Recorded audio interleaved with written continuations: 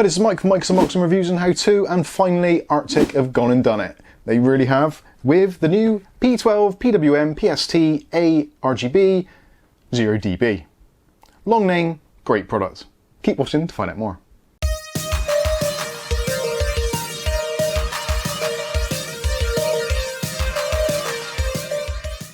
Okay, so in today's video we'll be taking a look at Arctic's new addressable RGB fans. These are the ones that we've all been waiting for, they really have.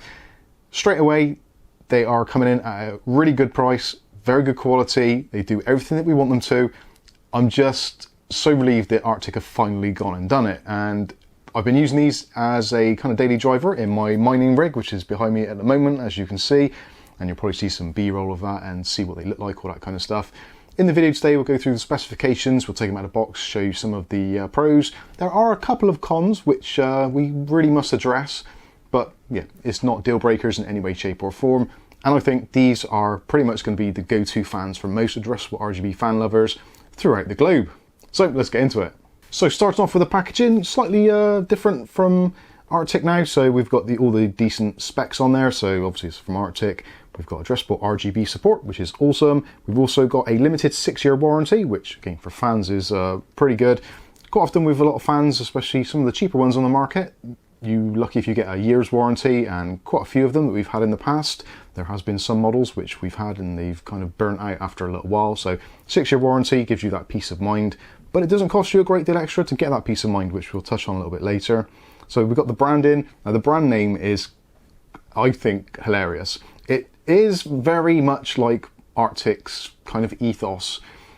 It does what it says, and quite literally with the product name P12, obviously 120mm, PWM, it's a PWM fan, PST, it has got PWM sharing technology, and it is A-RGB, so it's addressable RGB. So they've made all the right moves there, and the fact they've called it A-RGB, so you know it's addressable RGB, separates it from their standard RGB versions, which you can also get, which will be linked in the video description.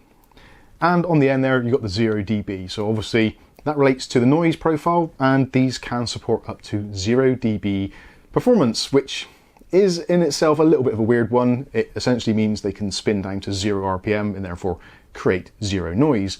But you will find even with these, they have got a top RPM of 2000 RPM, and even at that, they are essentially, well, not silent, that would be pushing it a little bit, but they are extremely quiet. Now I've actually got my mining rig going at full blast in the background now, mining some Raptorium. The CPU is fully loaded at 100%, and the fans are currently spinning in somewhere in the region of about 900 RPM. And as you can tell,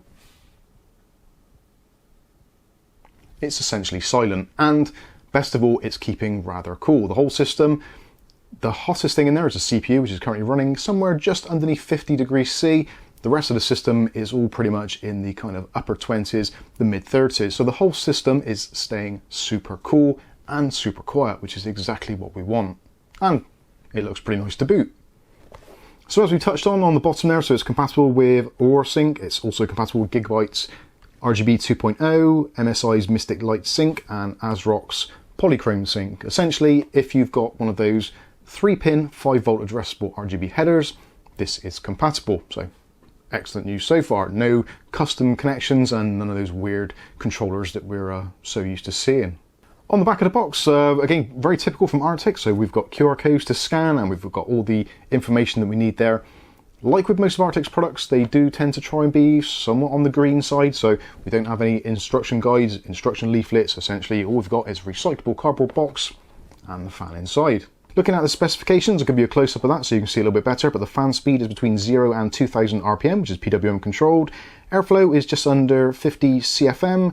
The static pressure is just under 2 mm H2O, so 1.85, and the bearing is a fluid dynamic bearing, which is backed up with a Teflon ring as well to, I guess essentially, that is what makes it quiet. The way they've crafted that Teflon, the fluid, and also that high quality bearing makes for an extremely silent motor.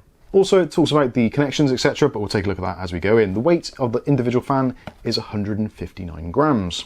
So let's take out the box and see what we actually get. Now, these actually have been out of the box previously, so it may look slightly different from how you get it, but it won't change the actual overall impression of the fans. So did I leave the screws in? No, I've taken the screws out already. So So this is the fan itself, and as you can see, it's actually a very pretty looking fan. There are two cables coming off of it, which is potentially one of those slight downsides. Now, you're probably eagle-eyed amongst you, will have already noticed from possibly B-roll or whatever. There are two cables coming out of here rather than a single combined cable. Now this, in some ways, can aid installation, but also it can kind of make things a little bit more awkward, or just means you've got to plan your cabling runs a little bit. So one of the cables coming off of the fan itself is our PWM connection, so that's a 4-pin PWM connection. And also we've got the little spur coming off it as well, which is giving you a female connector, so you can then go ahead and daisy chain some of these fans. So very straightforward, very simple, literally you're just plugging in another PWM style fan into the supply header. Now obviously this makes a lot of sense for these particular fans, being that they are RGB, and also the fact that they all kind of work together, or you can get them in packs of 3. So they are actually available. I should touch on that in various options. So there's a single option, which retails somewhere in the region of about £13, it seems, here in the UK. There's a lot of companies at the moment who've got these on pre-order. They are proving to be extremely popular, and obviously supply, demand, etc, etc. Some people are going to have to wait to get hold of them. Now, depending on when you're watching this video, supplies may have increased and things may be slightly better.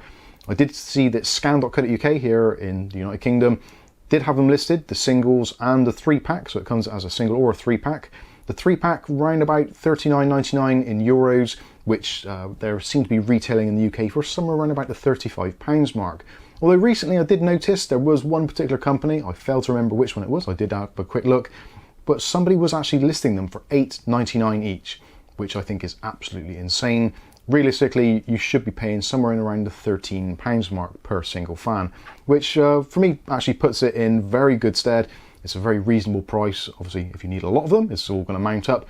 I think £13 for a fan of this quality with all the features, etc., is an extremely fair price, borderline cheap. Anyway, so we talked about the PWM connector. The next one is obviously your addressable RGB. So we've got the usual 3-pin 5-volt addressable RGB with kind of 4-pin RGB, but with 1 pin blanked off. And also there is the piggyback connector as well. So you've got another male connector, so you can daisy chain those as well. Now obviously, depending on the headers you're using that you're plugging into your motherboard, which you will need, this doesn't come with a controller, you may have to look at the manual to see what you can actually deliver out on those individual headers. Or alternatively, you can pick up a splitter. Arctic actually do a 10 fan splitter if you want to, if you don't want to use the PST connections for maybe if you've got a motherboard with just 1 fan header. Realistically, I think most people will be absolutely fine running probably 3, possibly even 4 of these off a single header, but obviously do check your motherboard. So yeah, back to the cables. As you can see, one of them comes out one side, one of them comes out another, which yeah, it kind of did make life a little bit easier actually when I was putting it into my Techwear VXR case, which is behind. So we've got 3 fans in the top, 3 fans in the bottom, and hopefully these additional 3 will actually be going onto the radiator. That's going to be coming up in a follow-up video with the Freezer 2360. Yeah, it did make life a little bit easier, because when I was actually kind of routing them in the case, I thought, right, okay, yep, so PWM goes one side, the RGB can go the other, and when I was working from the back of the case, it was a little bit easier for me to work out which cable was which without actually seeing what was actually on the end of it, which I'll show you some pictures of my other cabling nightmares, which also is another part of potentially the problem with this. If you're putting a whole bunch of these into your PC, because you've got all these additional fly leads, if you are plugging into a hub and you're not taking advantage of the daisy chain situation, you can have a lot of these little fly leads left over, which obviously will take up some room. Now, Arctic are probably going to hate me for saying this, but I'm going to say it anyway. Potentially, if you wanted to, you could be careful and actually take some cutters or scissors and actually just cut off the fly leads. Now, obviously, that then gets rid of the PST and the pass-through situation, but it doesn't cause any ill effect other than the fact, obviously, you won't be able to daisy chain them. So potentially, if you want a slightly neater build, you could cut those off, but I think most people probably, you'll make do with it and sacrifice the space it takes up in order to take advantage of that flexibility later on down the line. And I should also say that obviously will void your warranty. So let's take a closer look at the fan itself. So as you can see, it has got the 5-blade setup there, which is very similar to the Bionics and a lot of the modern Arctic fans. Got the Arctic logo in the middle there. A really unique feature about this is the actual blade design itself. So you've got the regular blade itself, but as you'll probably see, around the outside edge of the blade, there is a plastic ring which joins them all together. Now this is often used in various motors, especially things like underwater devices, because it actually focuses the flow. And I'm guessing that is part of the reason why this is actually so quiet, and even at 2000 RPM, it doesn't sound at all choppy. I think that's because the plastic rim around the outside edge, rather than the blades kind of chopping through the air and there being a gap between the blade and the actual fan surround, because it's enclosed, it's forcing the air through, which again means it's going to have a slightly more static pressure, but at possibly a lesser RPM, and with the less strain on the motor. It's doing what it's meant to do. You don't get that kind of spread of the air pressure. It's really focused into one direction. So yeah, that is very good, and all of it is finished in this kind of translucent plastic, which allows the RGB to flood through. The RGB lighting is from the central hub and then diffuses outward. And you actually notice from some of the B-roll, it does look at some points as if the actual outer ring is illuminated. I think it's just because the angle of the plastic, because the way the light's hitting it, it looks like there's a secondary RGB ring or addressable RGB ring on the outer edge, which there isn't. It's just an optical illusion. The frame itself is pretty decent and very strong. You've also got rubberized pads in each of the four corners, and that is on the front and also on the back. And on the back you've also got that kind of spiral effect on the arms on the back there. Whether or not that aids airflow, etc., I'm guessing it probably does, otherwise they'd have gone for straight plastic, because that would possibly be cheaper to produce. But yeah, they've done a particularly good job. And on the back, rather than having just a generic sticker in there and having it kind of open to the elements, this is completely sealed. So you're not going to have to worry about things like the fluid leaking and all that kind of stuff, or having to re-oil bearings, that kind of stuff. It is entirely sealed, which is awesome. I think also as well, that is the reason why they've gone with two cables, because you've got two bunches of cables coming out from the motor and the lighting, and to get both cables actually condensed into one of these arms I think would be quite difficult, and would mean widening the arms and then potentially reducing airflow and also creating additional turbulence, which you don't necessarily want. So other than that, the fans come with mounting screws, obviously, that is included as well. And actually, bizarrely, I don't know why they do it, but they do. They've actually included some pretty high quality screws there in a chrome finish, which is slightly unusual. Normally we tend to see now mostly kind of blacked out screws, but yeah, they are very good quality, nice threads. They don't kind of round off or splinter, that kind of stuff. So yeah, it's all very good as far as that is concerned.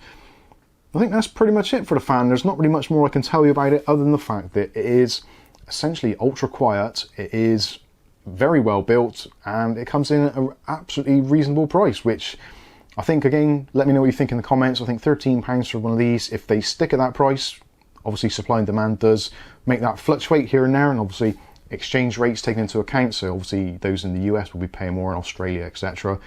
in comparison. So yeah, you'll have to work out whether it's value for money in your particular regions. Well, I think Arctic have done pretty much what we all wanted. They've created a really high quality fan, very, very low noise, absolutely beautiful RGB effects, again, as you've probably seen from some of the B-roll. Yeah, it's very hard to actually fault this, other than the fact that there doesn't seem to be a lot of availability, which, yeah, I guess down to its popularity and people being rather glowing in their reviews, if you excuse the pun. Yeah, I think they've gone to a winner there. So nice one, Arctic. I should say as well, Arctic have sent these to me free of charge for review purposes. No money has changed hands. They haven't asked me to say anything, and they will not be vetting this content before it goes out. But realistically, they won't need to. I think they'll be pretty happy, as will you be if you buy some. So hopefully you think these are pretty good. If you do, let us know in the comments section. Are you planning to get some? Are you going to be taking use of the PWM sharing? Are you going to be taking use of those pass-throughs? Is it something which you find useful, or would you rather have the cables more condensed and have a little bit more room to work with? Let me know what you think in the comments section below. In the meantime, I've been Mike. This is Mike's Unboxing Reviews and How To, and hopefully we'll catch you in the very next video. Thanks for watching.